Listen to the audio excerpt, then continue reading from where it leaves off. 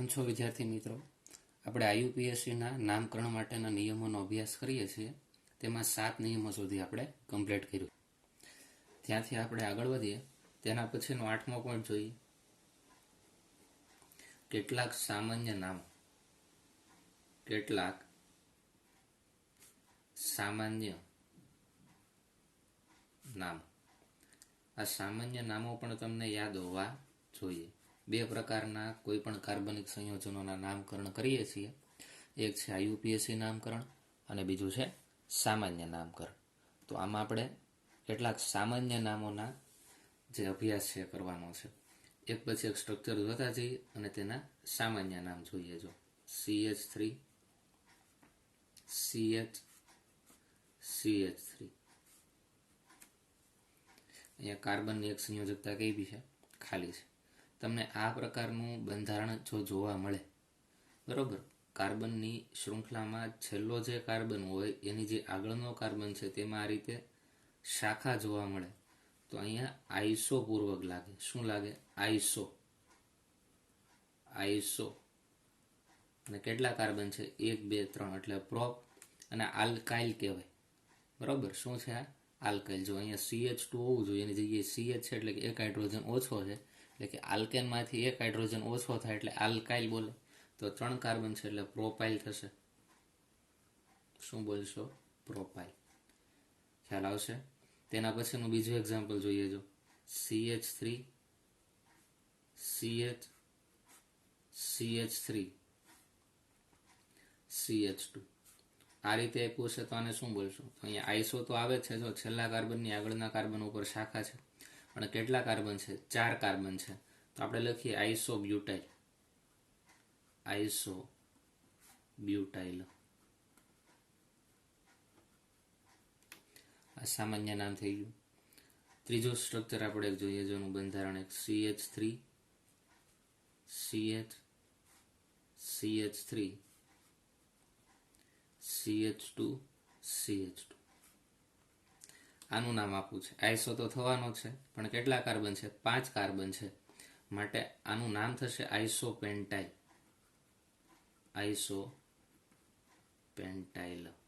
તો હવે તમને ક્લિયર થશે કે આઈસો ક્યારે તમે સામાન્ય નામકરણમાં લગાડશો. તેના પછીનું એક્ઝામ્પલ જોઈએ. CH3 CH2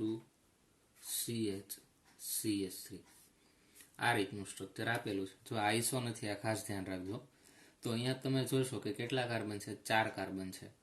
તો અહીંયા જે કાર્બન છે, આ જે કાર્બન, એ અહીંયા એક આવડો કાર્બન અને આ કાર્બન સાથે ડાયરેક્ટલી જોડાયેલા છે. તો આનું નામકરણ કરવું હોય તો એને દ્વિતીયક કહેવાય. શું કહેવાય? આ જે વેલેન્સી વાળો જે કાર્બન છે એને કેટલા કાર્બન સાથે જોડાયેલો છે? તો કે અહીંયા 1 અને આ 2. તો તેના માટે દ્વિતીયક શબ્દ વપરાય. 3 સાથે જોડાયેલો તો તૃતીયક શબ્દ વપરાય. તો આનું નામ થાય દ્વિતીયક. કેટલા કાર્બન છે? 4, માટે બ્યુટાઇલ. હજી એક એક્ઝામ્પલ લઈએ. જો CH3 CH2 CH અને CH3. તો તમે અહીંયા કહેશો ઉપરનું એક્ઝામ્પલ છે એવું જ છે, પણ કાર્બનની સંખ્યા ખાલી વધી ગઈ છે. કે આ વેલેન્સી વાળો જે કાર્બન છે એ અહીંયા 2 કાર્બન સાથે જોડાયેલો છે, માટે આનું નામ થાય દ્વિતીયક. 1 2 3 4 અને 5. 5 કાર્બન છે એટલે પેન્ટાઇલ. દ્વિતીયક પેન્ટાઇલ. તેના પછીનું સ્ટ્રક્ચર જોઈએ. જો CH3 કાર્બન CH3 આ રીતનું આપણને બંધારણ આપેલું છે. અહીંયા તમે જોશો કે આજે એક સંયોજકતા ખાલી છે ને, એ કાર્બન અહીંયા 1 2 અને 3 કાર્બન સાથે જોડાયેલો છે, માટે અહીંયા આપણે તૃતીયક શબ્દનો ઉપયોગ કરશું. તૃતીયક. અને કેટલા કાર્બન છે? તો કે 4. તો બ્યુટાઇલ થશે. તૃતીયક બ્યુટાઇલ તરીકે આને ઓળખશું. હજી એક આનું એક્ઝામ્પલ જોઈએ જો, એટલે વધારે તમને ક્લિયર થશે. CH3 CH2 કાર્બન CH3 આનું નામ શું થશે? તો વેલેન્સી ધરાવતો કાર્બન એ અન્ય 3 કાર્બન સાથે જોડાયેલો છે, માટે તૃતીયક તો છે જ, પણ કેટલા કાર્બન છે? 1 2 3 4 5 5 કાર્બન છે, એટલે એનું નામ થશે પેન્ટાઇલ. તો આ રીતે તમને ક્લિયર હોવું જોઈએ. તેના પછીનું એક્ઝામ્પલ જોઈએ તો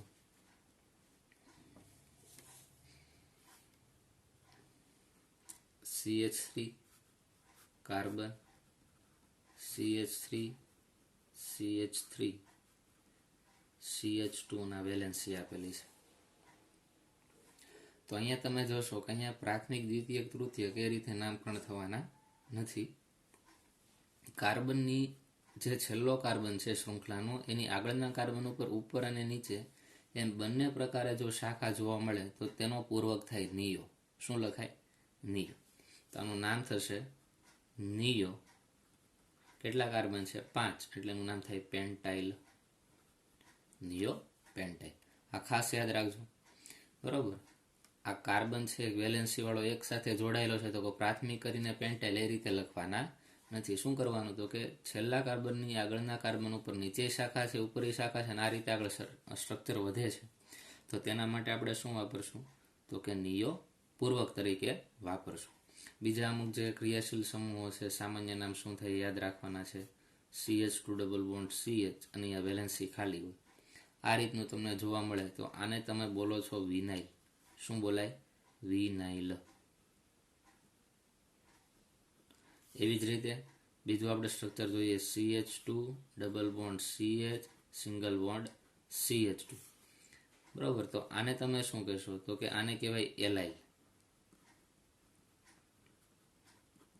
આ રીતનું તમને જોવા મળે. CH2 ડબલ બોન્ડ CH અને એ સિંગલ બોન્ડ, અહીંયા જે જોડાયેલું હોય ક્રિયાશીલ સમૂહ હોય તો એને તમે વિનાઇલ તરીકે ઓળખશો. અહીંયા પણ વેલેન્સીમાં કોઈ પણ ક્રિયાશીલ સમૂહ જોડાયેલો હોઈ શકે, તો આને તમે શું કહેશો? એલાઇલ તરીકે ઓળખશો. તેના પછીનું એક્ઝામ્પલ જોઈએ. Benzene ring. અને શું બોલશો? Benzene ring. અને તેની સાથે CH2 આવેલો હોય ને આખા રીતે સંયોજકતા ખાલી હોય, તો આને બોલાય બેન્ઝાઇલ. શું બોલાય? બેન્ઝાઇલ. બરાબર. આ યાદ રાખજો. મહત્વના બધાએ સામાન્ય નામકરણ માટેના આ જે નામ છે એ તમને યાદ હોવા જોઈએ. આમાં એક પણ પ્રકારના નિયમો આવતા નથી, સીધા નામ જ યાદ રાખવાના હોય. સામાન્ય નામકરણ માટેના કોઈ નિયમો હોતા નથી. માત્ર તે પ્રચલિત તેના નામો અથવા તો ક્યાંથી પ્રાપ્ત થાય છે તેના આધારે એના નામ આપી દીધેલા હોય. તેના પછીનું એક્ઝામ્પલ જોઈએ. Benzene ring. તેની સાથે CH જોડાયેલા છે અને 2 વેલેન્સી આ રીતે ખાલી છે, તો આનું નામ થાય બેન્ઝાલ. શું કહેશો? બેન્ઝાલ. પછી તેના પછીનું એક જોઈએ કે બેન્ઝીન રિંગ છે, તેની સાથે કાર્બન જોડાયેલો છે અને 3 સંયોજકતા ખાલી હોય, તો તેને કહેવાય બેન્ઝો. શું બોલે એને? બેન્ઝો તરીકે ઓળખવામાં આવશે. અને તેના પછીનું તો કે આ બેન્ઝીન રિંગ છે અને તેની આ વેલેન્સી આ રીતે ખાલી છે, તો આને તમે ફિનાઇલ કહેશો. શું બોલશો? ફિનાઇલ. ફિનાઇલ તરીકે ઓળખવામાં આવશે. તો આ રીતે અમુક જે સામાન્ય નામો છે એ તમને ખાસ ખબર હોવા જોઈએ. એટલે એક વખત આમાં તમે જોઈને લખી નાખો. અને આ નિયમો તો નથી, પણ તેના જે ડાયરેક્ટ સામાન્ય નામ છે એ બધાય નામ તમને યાદ હોવા જોઈએ. કારણ કે UPSC નામકરણની જગ્યાએ ઘણી વખત સામાન્ય નામ પણ પૂછી લે, તો તમને એ આવડવા જોઈએ. હવે અહીંયાથી આગળ વધીએ. હવે આપણે ક્રિયાશીલ સમૂહો કયા કયા છે, તે ક્રિયાશીલ સમૂહોની સંજ્ઞા શું થાય, તેનું બંધારણ શું થાય, તેના નામ શું થાય, અને IUPAC નામકરણ કરતી વખતે તેમાં પૂર્વક લાગશે કે પ્રત્યય લાગશે એ આપણે જોઈએ. તો એક પછી એક ક્રિયાશીલ સમૂહ જોશું. તો અહીંયા આપણે લખશું પહેલા સંયોજનોનો વર્ગ.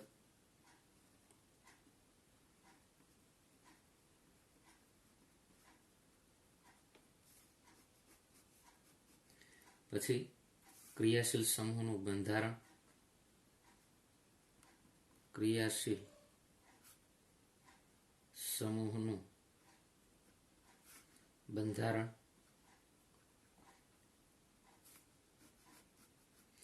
ત્રીજું આપણે લખશું કે તેનું IUPAC નામકરણ કરીએ ત્યારે તેનો પૂર્વક શું હોય અને તેનો પ્રત્યય શું હોય.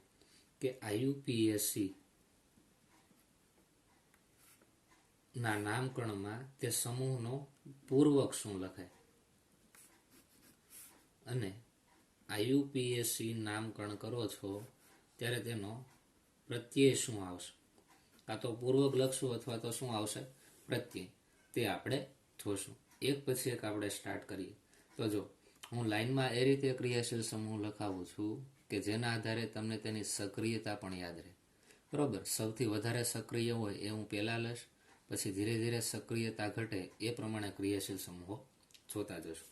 તો પહેલું આપણે સૌથી વધારે સક્રિય ક્રિયાશીલ સમૂહ હોય એ કયો છે એ આપણે જોઈએ. તો 1 નંબર ઉપર આપણે જોઈશું તો શું આવે છે. તો સૌથી વધારે સક્રિય ક્રિયાશીલ સમૂહનું નામ છે સલ્ફોનિક એસિડ. Sulphonic acid. આ બધા તમારે નામ યાદ રાખવાના છે. ક્રિયાશીલ સમૂહની સંજ્ઞા અથવા તો તેનું આ જે બંધારણ છે એ શું થાય એ પણ યાદ રાખવાના છે. તેના પૂર્વક શું હોય અથવા પ્રત્યય શું હોય એ પણ ખબર હોવી જોઈએ. તો ક્રિયાશીલ સમૂહ છે સલ્ફોનિક એસિડ, તેનું બંધારણ થાય SO3H. આ ક્રિયાશીલ સમૂહની સંજ્ઞા અથવા બંધારણ થઈ. અને આઈયુપીએસી નામકરણ તમે કરો છો ત્યારે તેનો પૂર્વક લાગે છે, નામની આગળ જો લાગતો હોય તો આપણે લગાડીએ સલ્ફો. શું લગાડે? સલ્ફો.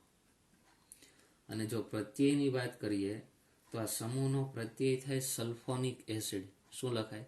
નામની પાછળ જો લખવું હોય તો આનું નામ થાય સલ્ફોનિક એસિડ, અને નામકરણમાં જો આગળ લગાડવું હોય તો આગળ માત્ર શું લાગે? સલ્ફો લાગશે. એટલું ક્લિયર થશે. તેનું એક એક્ઝામ્પલ પણ જોતા જઈએ. જો અહીંયા લખીએ ઉદાહરણ, એટલે વધારે તમને સમજાશે. તો એક ઉદાહરણ લઈએ. જો CH3 અને આ રીતે અહીંયા સંયોજકતા ખાલી પડી તો મિથાઇલ થઈ ગયો ને. હવે આ સંયોજકતા સાથે કોણ જોડાઈ જાય? તો કે SO3H. SO3H. તો આનું નામ શું થશે? તો કે જો આઈયુપીએસી પ્રમાણે પ્રત્યય લગાડીએ એટલે કે નામની પાછળ, તો આ શું છે? મિથાઇલ, અને પાછળ શું લાગી જાય? Sulphonic acid. તો નામ થાય મિથાઇલ સલ્ફોનિક એસિડ.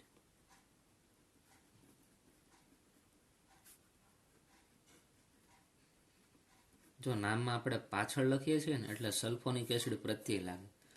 પૂર્વક હોય તો આપણે આગળ સલ્ફો લખવું પડે. બરોબર, પણ અહીંયા મોસ્ટ ઓફલી આપણે શું લગાડીએ છીએ? તો કે પ્રત્યયનો જ ઉપયોગ થાય છે. પછી એના કરતાં ઓછો સક્રિય ક્રિયાશીલ સમૂહ લઈએ બીજા ક્રમનો. બીજો આવશે COOH, એટલે કે આપણે એને કહીએ છીએ કાર્બોક્સિલિક એસિડ. શું કહેવાય? Carboxylic acid. કાર્બોક્સિલિક એસિડ છે તેનું બંધારણ થાય આ રીતે COOH. શું લખાય? COOH. તો કાર્બોક્સિલિક એસિડ જો આઈયુપીએસી નામકરણમાં પૂર્વક તરીકે તમારે લગાડવો હોય તો તેનું નામ થાય કાર્બોક્સી. પૂર્વક શું લાગે એનો? કાર્બોક્સી. અને પ્રત્યય પ્રમાણે આપણે જોવા જઈએ તો નામની પાછળ લાગે ઓઇક એસિડ. શું લાગે? ઓઇક એસિડ. COOH સમૂહ આવેલો હોય અને તેનો પૂર્વક લગાડવો હોય તો કાર્બોક્સી લગાડશો, પ્રત્યય લગાડવો હોય તો ઓઇક એસિડ લાગશે. તો તેનું આપણે એક એક્ઝામ્પલ જોઈએ. જો CH3 CH2 CH2 અને આ વેલેન્સી ખાલી છે, અહીંયા શું જોડાઈ ગયું? ક્રિયાશીલ સમૂહ COOH. તો આનું આપણે નામ આપવું છે. તો આનું નામ શું થશે? જુઓ તો કેટલા કાર્બન છે? 1 2 3 4. 4 એટલે બ્યુટ લખશું. શું લાગે? બ્યુટ. અને નામની પાછળ શું લાગે? તો કે ઓઇક એસિડ. પ્રત્યય લગાડવો છે. જો નામની પાછળ હોય એને પ્રત્યય કહેવાય અને નામની આગળ હોય તેને પૂર્વક કહેવાય. તો અહીંયા કાર્બનની સંખ્યા પહેલાં ગણી લેવાની. 1 2 3 4. 4 કાર્બન એટલે તમે બ્યુટ લખશો, પ્લસ COOH ક્રિયાશીલ સમૂહ હોવાના કારણે પ્રત્યય લાગે ઓઇક એસિડ. શું લાગે? ઓઇક એસિડ. તો આનું નામ થઈ જાય બ્યુટેનોઇક એસિડ. શું લખાય? બ્યુટેનોઇક એસિડ તરીકે ઓળખવામાં આવશે. ધીરે ધીરે આના નામ આગળ જોતા જશું પણ સામાન્ય એક એક નામ આપણે જોઈએ છીએ. તેના પછીનો ત્રીજો ક્રિયાશીલ સમૂહ જોઈએ. ત્રીજો ક્રિયાશીલ સમૂહ છે એસ્ટર. એસ્ટર માટે તેનું ક્રિયાશીલ સમૂહનું બંધારણ થાય COOR. જ્યાં આર શું દર્શાવે? આરની જગ્યાએ તમે કાર્બનની શૃંખલા મૂકી શકો. આરની જગ્યાએ તમે CH3 મૂકી શકો, CH2CH3 મૂકી શકો, એ રીતે આલ્કાઇલ મૂકી શકો. આર બરાબર શું મુકાય અહીંયા? આલ્કાઇલ. આલ્કાઇલ શું છે તે શરૂઆતના લેક્ચરમાં આપણે ભણી ગયા છે. તો જુઓ, એસ્ટર માટે જે પૂર્વક લાગે છે એ લાગે છે આલ્કોક્સી કાર્બોનિલ. શું લાગે? Alkoxy carbonyl.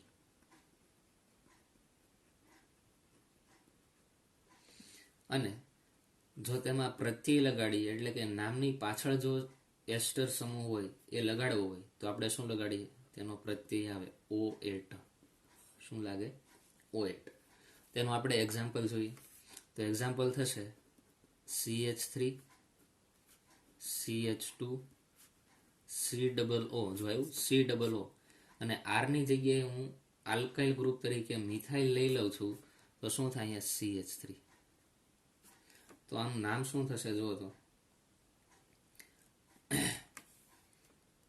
અહીંયા CH3 છે એને આપણે શું કહીએ છીએ? મિથાઇલ. અને આ આખું નામ થઈને આપણે શું કહીએ? 3 કાર્બન છે એટલે પ્રોપેન. બરોબર. આ એસ્ટર ગ્રુપ છે એની જમણી બાજુ 1 કાર્બન છે અને ડાબી બાજુ કેટલા કાર્બન છે? 2 કાર્બન છે. તો ઓલ ઓવર જોવા જઈએ તો આનું નામ તમારે કરવું હોય તો આ રીતે થાય. અને તમે શું બોલશો? મિથાઇલ. અહીંયા કેટલા કાર્બન છે? 1 2 અને 3. 3 કાર્બન એટલે આપણે શું બોલીએ છીએ? પ્રોપ. અને નામની પાછળ શું લાગશે? O8 એટલે નામ થાય પ્રોપેનોએટ. આ રીતે તમે તેનું નામકરણ કરી શકો. બરોબર. હજી તમને સમજાય નહીં તો હજી વાંધો નથી. આના એક પછી એક આપણે એક્ઝામ્પલ જોતા જશું. નામકરણ કઈ રીતે થાય એ પણ જોવાનું છે. તમારે ક્રિયાશીલ સમૂહ, તેનું બંધારણ, તેના પૂર્વક શું હોય અને પ્રત્યય શું હોય એટલું યાદ રાખો. આ તમને એક્ઝામ્પલ આપીએ છીએ કે એટલે તમને ખ્યાલ આવે કે આ રીતે કંઈક નામકરણ થતું હશે. પણ ડિટેલમાં જ ક્રિયાશીલ સમૂહના નામકરણ આપણે જોશું. તેના પછીનો ક્રિયાશીલ સમૂહ લઈ લઈએ ચોથો. જો સૌથી પ્રબળ ક્રિયાશીલ સમૂહ કયો છે તો કે સલ્ફોનિક એસિડ. એના કરતાં ઓછો ક્રિયાશીલ કાર્બોક્સિલિક એસિડ. એના કરતાં ઓછો ક્રિયાશીલ કોણ છે તો કે એસ્ટર છે. તેના પછી આગળ વધીએ એસિડનો હેલાઇડ એટલે એને કહીએ એસાઇલ હેલાઇડ. શું બોલાય? Acyl halide. તેનું બંધારણ થશે COX. જ્યાં X એટલે શું તો કે 17મા સમૂહના જે તત્વો છે ને એ X ની બરાબર લખવાના. એટલે કે ફ્લોરિન, ક્લોરિન, બ્રોમિન અથવા તો આયોડિન. આમાંથી કોઈ પણ તમે મૂકી શકો. આનો પૂર્વક શું થશે તો કે હેલો કાર્બોનિલ. શું લાગે? Hello carbonyl. અને પ્રત્યય લાગે ઓઇલ હેલાઇડ. શું લાગે? Oil halide. એટલું ક્લિયર થઈ ગયું? તેનું એક્ઝામ્પલ જોઈએ જો CH3 CH2 CH2 CO સાથે X ની જગ્યાએ હું ક્લોરીન મૂકી દઉં COCl. તો આનું નામ થશે બ્યુટેનોઇલ ક્લોરાઇડ. જો નામની પાછળ ઓઇલ હેલાઇડ છે ને, હેલોજન તરીકે અહીંયા ક્લોરીન છે એટલે ક્લોરાઇડ લખ્યું. કેટલા કાર્બન છે? 1 2 3 4. 4 એટલે બ્યુટ. બરોબર. પણ ઓઇલ હેલાઇડ લાગે નામની પાછળ. બ્યુટેનોઇલ હેલાઇડ એટલે ક્લોરીન છે એટલે ક્લોરાઇડ એટલે થાય બ્યુટેનોઇલ ક્લોરાઇડ. આ ચોથો ક્રિયાશીલ સમૂહ થઈ ગયો. તેના પછીનો ક્રિયાશીલ સમૂહ લઈએ. તેના પછીનો ક્રિયાશીલ સમૂહ છે એમાઇડ. 5મો ક્રમ એમાઇડ. ક્રિયાશીલ સમૂહની સંજ્ઞા શું થાય તો કે CONH2. આને શું બોલાય? એમાઇડ તરીકે ઓળખવામાં આવે. તો આ જે એમાઇડ છે તેનો પૂર્વક આપણે લખીએ પૂર્વક થાય કાર્બામોલ. શું લખાય? કાર્બામોલ.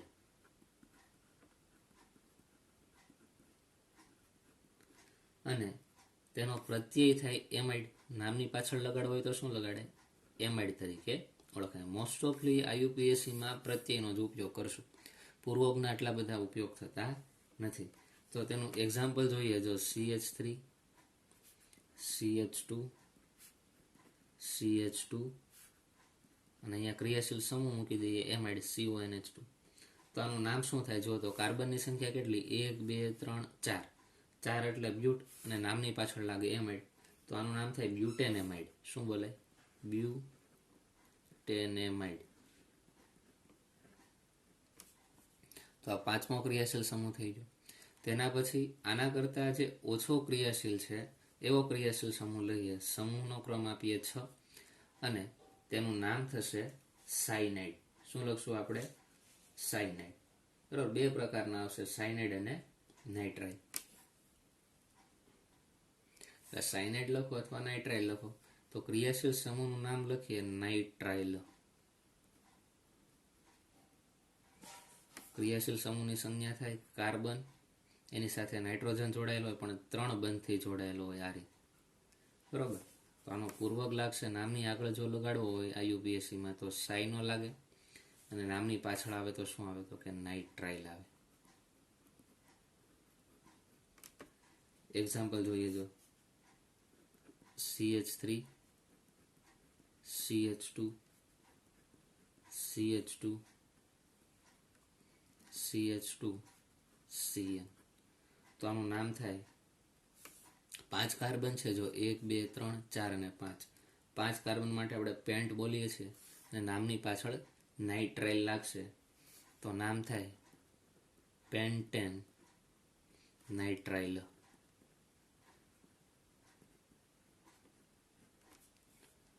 તો આ રીતે તમારે આના નામકરણ કરવાના છે. પછી ત્યાંથી આગળ વધીએ. 6 સુધી જોઈ લીધું. તેના પછી એનાથી ઓછો સક્રિય ક્રિયાશીલ સમૂહ જોઈએ, ક્રિયાશીલ નંબર 7. 7મો જે ક્રિયાશીલ સમૂહ છે તે છે આઇસોનાઇટ્રાઇલ બોલે. બરોબર. શું બોલી શકાય? NC. આનાથી ઊંધું નાઇટ્રાઇલ છે, એનાથી ઊંધું આવશે. નાઇટ્રાઇલથી વિરુદ્ધમાં લખવાનું છે એટલાનું સ્પેસિફિક નામ નથી. જો અહીંયા CN લખેલું છે ને, જો આને બીજી રીતે લખવું તો આ રીતે લખાય CN.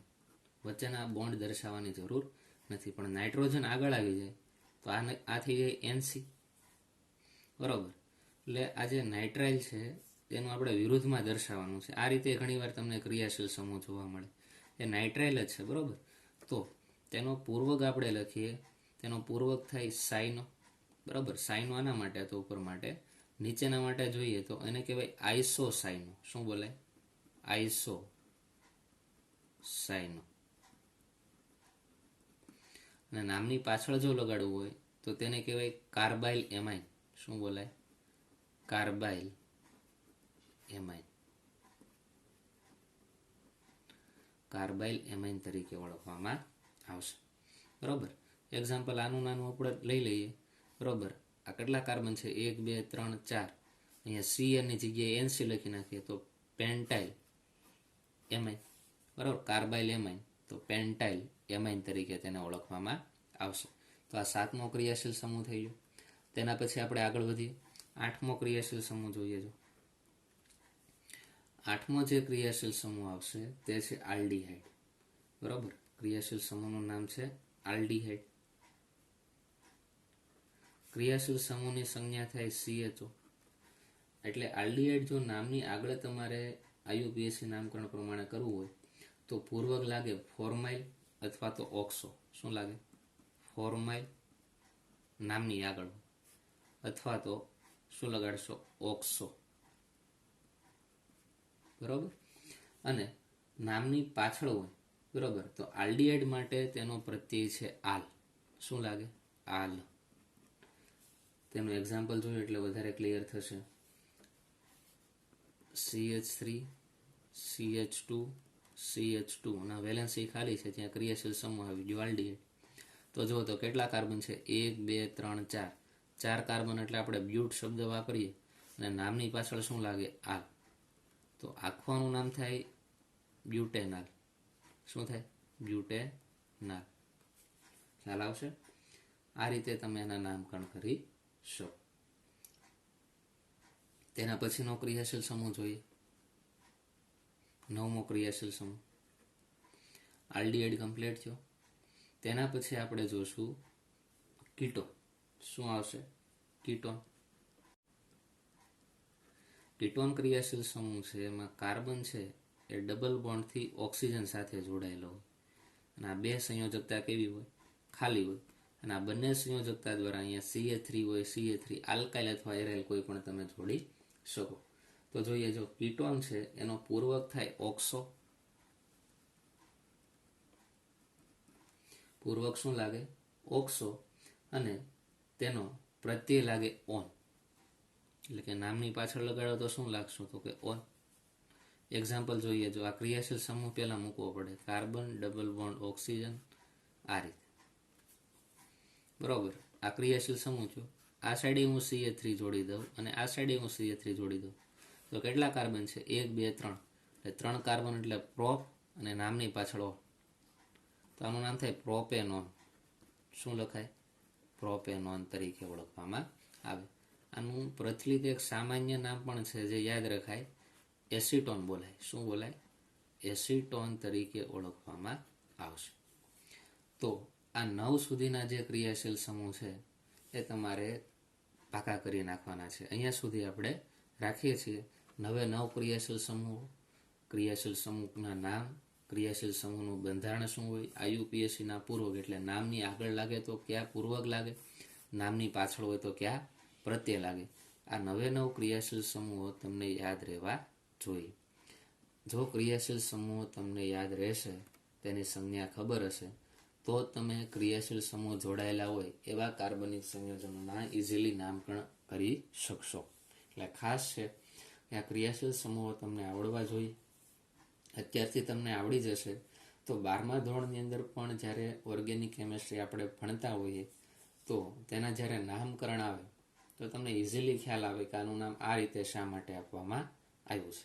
એટલે ખાસ તમારે આ પાકા કરી નાખવાના છે.